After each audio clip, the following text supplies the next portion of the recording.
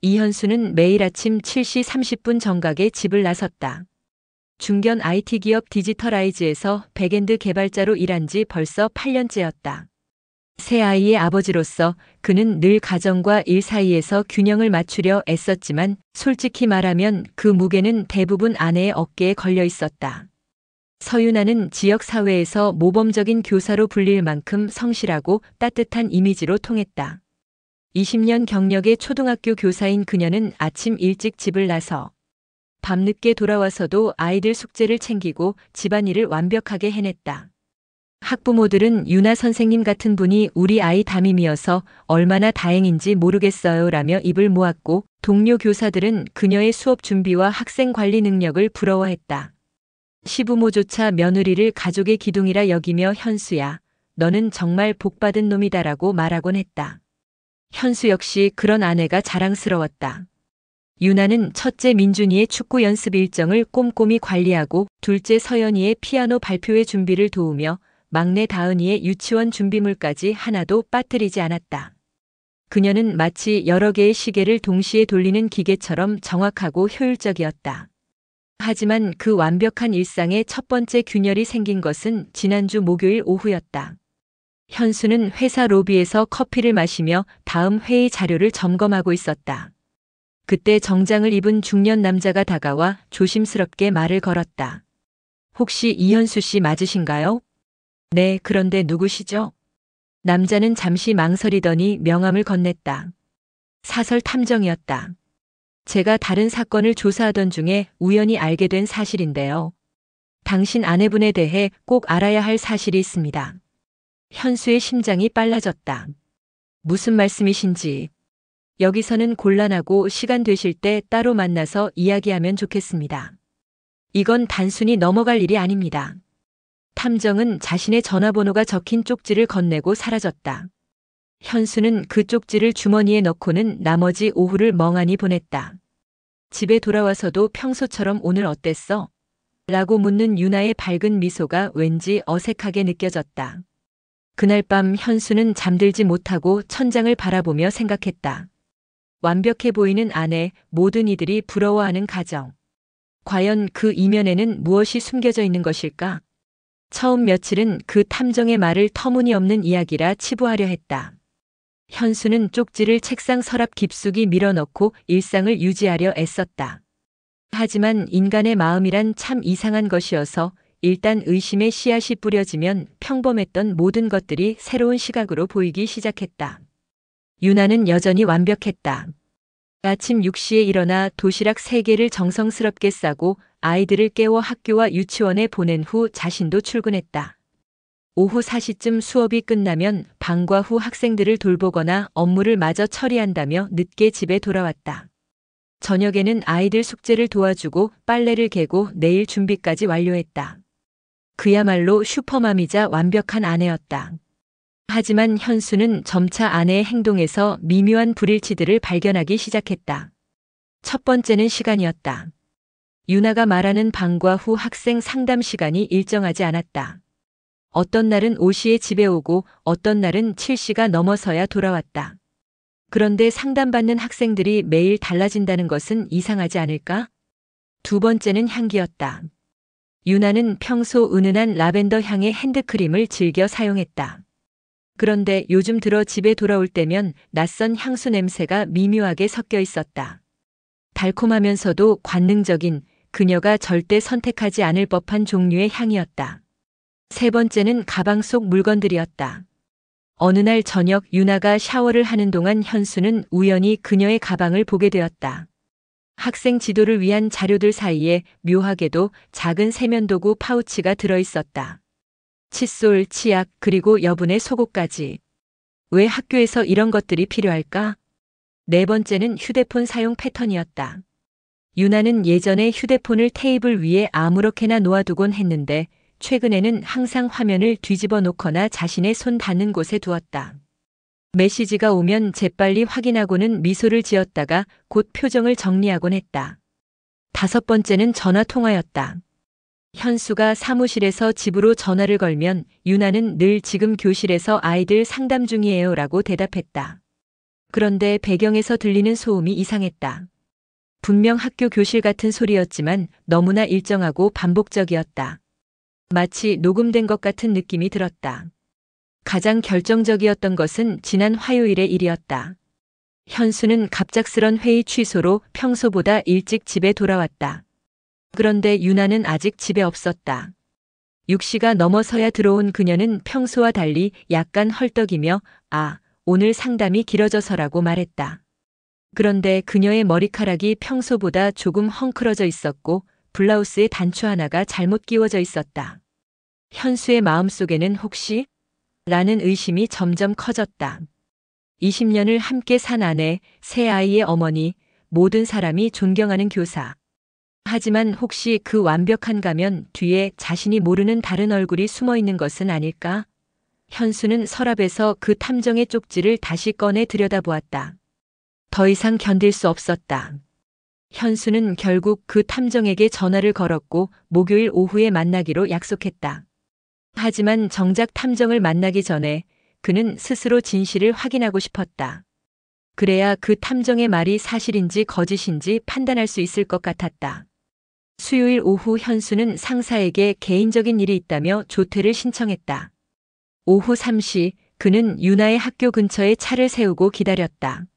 마음이 두근거렸다. 혹시 자신이 너무 예민하게 반응하는 것은 아닐까? 유나가 정말로 학생 상담만 하고 집에 온다면 자신은 20년 동안 함께 살아온 아내를 의심한 못된 남편이 되는 것이다. 4시 10분 유나가 학교 정문으로 나왔다. 평소와 다름없는 모습이었다. 검은색 정장에 단정한 헤어스타일, 손에는 늘 들고 다니는 갈색 가방. 현수는 안도의 한숨을 쉬려 했다. 하지만 유나는 집 방향이 아닌 반대편으로 걸어갔다. 그녀는 학교에서 10분 거리에 있는 카페 모나리자로 들어갔다. 현수는 차 안에서 20분을 기다렸다. 그리고 충격적인 장면을 목격했다. 유나가 한 남자와 함께 카페에서 나오는 것이었다. 40대 초반으로 보이는 남자는 유나보다 키가 크고 단정한 인상이었다. 그들은 자연스럽게 팔짱을 끼고 걸었다. 현수는 멀찍이 따라갔다. 그들은 카페 뒷골목으로 들어가더니 오션뷰 모텔이라는 간판이 걸린 건물로 들어갔다. 현수의 다리에 힘이 빠졌다. 이것이 현실인가? 20년 동안 자신이 알아온 유나가 지금 다른 남자와 모텔로 들어가고 있는 것인가? 그는 차 안에서 시계를 보며 기다렸다. 오후 5시 5분에 들어가서 5시 47분에 나왔다. 정확히 42분이었다. 유나는 모텔에서 나오면서 작은 거울을 보며 머리를 정리했고 그 남자는 다른 방향으로 사라졌다. 그녀는 다시 혼자 걸어서 카페 앞 버스 정류장에서 집으로 가는 버스를 탔다. 현수는 그 자리에 그대로 앉아 있었다. 머릿속이 하얘졌다. 집에 돌아와서 오늘 어땠어?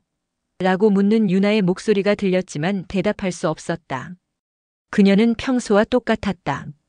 오늘 민준이 선생님한테서 전화 왔어. 수학 성적이 많이 올랐다고 하더라. 서연이는 피아노 연습 잘하고 있고. 그리고는 참 오늘 학부모 상담이 좀 길어져서 늦었어. 5학년 한 아이가 왕따 문제로 힘들어해서라고 덧붙였다. 거짓말이었다. 완벽하고 자연스러운 거짓말이었다. 다음 날 현수는 다시 유나를 따라갔다. 이번에는 더 일찍부터 관찰했다. 유나가 학교에서 나와 카페로 가는 동안 그녀는 휴대폰으로 누군가와 통화를 했다. 입모양으로 봐서는 지금 가고 있어. 응, 같은 곳이라고 말하는 것 같았다. 그리고 카페에서 기다리던 같은 남자와 만나 어제와 똑같은 코스로 모텔에 들어갔다. 이번에는 45분 후에 나왔다. 현수는 이제 확신했다. 이것은 우연이 아니라 패턴이었다. 계획적이고 반복적인 만남이었다. 그의 아내 모든 사람이 존경하는 교사 서유나는 정교하게 짜인 이중 생활을 하고 있었다. 그리고 그 비밀 뒤에서 자신과 아이들은 완전히 속고 있었던 것이다. 현수는 사흘 동안 잠을 이루지 못했다. 유나와 같은 침대에 누워 있으면서도 그녀가 낯선 사람처럼 느껴졌다. 20년 동안 함께 나눈 모든 순간들이 거짓이었을까? 새 아이를 낳고 기르며 힘들어할 때마다 서로 의지했던 그 시간들도 그녀에게는 연기였을까? 토요일 오후 아이들이 모두 학원에 간 사이 현수는 마침내 입을 열었다. 유나야, 우리 이야기 좀 하자. 거실 소파에 마주 앉은 유나는 평소처럼 온화한 미소를 지었다. 무슨 일이야? 요즘 많이 피곤해 보이던데. 현수는 휴대폰을 꺼내 며칠 전 찍은 사진들을 보여주었다. 유나가 모텔에서 나오는 모습, 그 남자와 팔짱을 끼고 걷는 모습. 선명한 증거였다. 유나의 얼굴에서 미소가 사라졌다. 하지만 예상과 달리 그녀는 울지도 변명하지도 않았다. 오히려 깊은 한숨을 쉬며 등을 소파에 기댔다. 언제부터 알고 있었어? 지난주부터. 왜 그랬어, 유나야? 유나는 한동안 천장을 바라보다가 담담한 목소리로 말했다. 나는 하루 종일 학생과 집, 아이들 사이에서 내 자신을 잃어버렸어. 아침에 눈을 뜨면 민준이 도시락, 서연이 준비물, 다은이 유치원 가방부터 챙기고 학교에 가면 28명의 아이들이 선생님, 선생님 하며 달려들고 집에 오면 빨래와 청소가 기다리고 있어. 나는 언제쯤 서윤아로 살 수 있을까? 현수는 어이가 없었다. 그래서 바람을 피웠다는 거야? 바람이라는 단어가 맞나? 나는 그 시간만큼은 누군가의 엄마도 선생님도 며느리도 아닌 그냥 한 명의 여자였어. 단 몇십 분이라도 다른 공기를 마셔야 숨이 트였어. 얼마나 오래된 일이야? 4개월. 4개월 동안 나를 속여온 거구나. 유나가 처음으로 눈물을 글썽였다. 속인 게 아니야. 난 이 가정을 버릴 생각도 너를 떠날 생각도 없어. 그저 내가 존재한다는 걸 확인받고 싶었을 뿐이야. 집에서는 엄마 이것 좀, 학교에서는 선생님 저것 좀. 나는 언제나 누군가를 위해서만 존재했어. 현수의 목소리가 높아졌다. 그럼 나한테 말하지 그랬어. 우리가 함께 해결할 방법을 찾아보지 그랬어. 어떻게? 어떻게 말해? 여보, 나 요즘 다른 남자가 필요해 이렇게? 그 남자는 누구야? 중학교 동창이야. 작년 동창회에서 다시 만났어. 이혼한 상태고 혼자 살아. 나처럼. 외로워하는 사람이야. 현수는 주먹을 꽉 쥐었다. 외로우면 남편한테 오지 왜 다른 남자한테 가? 유나는 조용히 대답했다. 너는 나를 완벽한 아내로만 보고 싶어 했으니까. 내가 흔들린다고 힘들다고 하면 다른 집 부인들도 다 그렇게 살아라고 말하곤 했잖아. 너에게 나는 문제를 해결해주는 사람이지 문제를 가져다주는 사람은 되면 안 된다고 생각했어. 현수는 그 말이 일부는 맞다는 것을 알았다. 그래서 더 화가 났다. 그래서 결론이 뭐야? 계속 그 남자를 만날 거야? 모르겠어. 너와 아이들을 사랑하는 건 진심이야. 하지만 이 생활을 계속하라고 하면 나는 질식할 것 같아. 내가 20년 동안 알아온 유나는 이런 사람이 아니었는데. 유나가 쓸쓸하게 웃었다. 그게 바로 문제야. 너는 20년 동안 진짜 나를 본 적이 없어. 내가 원하는 완벽한 아내의 모습만 봤을 뿐이야. 현수는 더 이상 할 말이 없었다. 유나의 고백이 변명처럼 들리면서도 한편으로는 자신도 모르게 그녀를 올감했던 것 같아 죄책감이 들었다. 하지만 배신감과 분노가 더 컸다. 그 대화 이후 집안의 공기는 완전히 바뀌었다. 유나는 여전히 아침 일찍 일어나 아이들 도시락을 싸고 집안일을 했지만 그 모든 행동이 기계적으로 느껴졌다. 현수 역시 평소처럼 출근하고 퇴근했지만 집에 들어서는 순간마다 무거운 침묵이 그를 맞았다. 가장 힘든 것은 아이들 앞에서 연기하는 일이었다. 초등학교 5학년인 민준이는 예민한 나이라 뭔가 이상하다는 걸 눈치챘다. 엄마, 아빠, 왜 요즘 말을 안 해? 어느 저녁 식사 시간 민준이가 조심스럽게 물었다. 유나가 억지로 웃으며 대답했다. 무슨 소리야? 엄마 아빠가 언제 말을 안 했다고. 근데 예전처럼 웃으면서 얘기하지 않잖아요. 현수는 젓가락을 놓고 민준이를 바라봤다. 아이의 맑은 눈동자에 불안이 어려 있었다. 3학년인 서연이와 5살 다은이도 분위기를 감지했는지 평소보다 조용했다. 아빠가 요즘 회사 일로 좀 스트레스 받고 있어서 그래. 괜찮아. 현수가 어색하게 말했다. 하지만 아이들을 속이는 것은 한계가 있었다. 다은이는 밤에 자주 울었고 서연이는 피아노 연습에 집중하지 못했다. 민준이는 성적이 떨어지기 시작했다. 2주 후 시부모가 갑작스럽게 집을 찾아왔다. 시어머니는 유나의 손을 잡으며 눈물을 흘렸다. 유나야, 내가 우리 며느리가 되어준 게 얼마나 감사한지 몰라.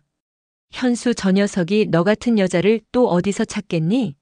너희가 행복해야 우리도 마음이 놓인다. 유나는 고개를 숙였다. 시어머니는 계속했다. 요즘 현수가 전화할 때마다 목소리가 이상하더라. 혹시 너희 사이에 무슨 일이라도 있는 거 아니니? 결혼 생활이라는 게 다 그런 거야. 조금씩 참고 이해하면서 살아가는 거지. 현수는 부모님 앞에서도 진실을 말할 수 없었다. 유나가 불륜을 저질렀다는 사실을 알면 부모님이 얼마나 충격받을지 뻔했다. 특히 유나를 친딸처럼 아꼈던 어머니는 견디지 못할 것이다. 시부모가 돌아간 후 현수와 유나는 다시 마주 앉았다. 어떻게 할 거야? 현수가 묻했다. 당신이 결정해. 이혼을 원한다면 응할게. 아이들은? 아이들 때문에라도 당신이 용서할 수 있다면. 나는 그 사람과의 만남을 끝낼 수 있어. 현수는 깊이 생각했다. 이혼을 한다면? 새 아이는 한부모 가정이 되고 경제적으로도 어려워질 것이다. 유나는 여전히 훌륭한 교사였고 아이들에게는 좋은 엄마였다. 단지 자신에게만 배신자였을 뿐이다. 하지만 용서한다면? 매일 유나를 보며 그 남자와의 모습을 떠올려야 한다. 그녀의 모든 말과 행동이 진심인지 연기인지 의심해야 한다. 이런 상태로 가정을 유지하는 것이 과연 의미가 있을까? 며칠 후 현수는 그 탐정을 다시 만났다. 탐정은 추가 정보를 주었다. 그 남자 이름은 박민호고 건축사입니다. 사실 부인만 만나는 게 아니에요. 다른 여자들과도 관계를 맺고 있습니다. 현수는 주먹을 쥐었다. 유나가 특별한 관계라고 생각했던 것이 그 남자에게는 여러 관계 중 하나였다는 뜻이다. 집에 돌아와 유나에게 이 사실을 말하자 그녀의 얼굴이 창백해졌다. 그럴 리가 없어. 그 사람은 너를 사랑한다고? 4개월 동안 일주일에 2번씩 만나면서 다른 여자들도 똑같이 만나고 있었어. 유나는 주저앉듯 소파에 앉았다. 그제야 자신이 얼마나 철저히 이용당했는지 깨달은 것 같았다.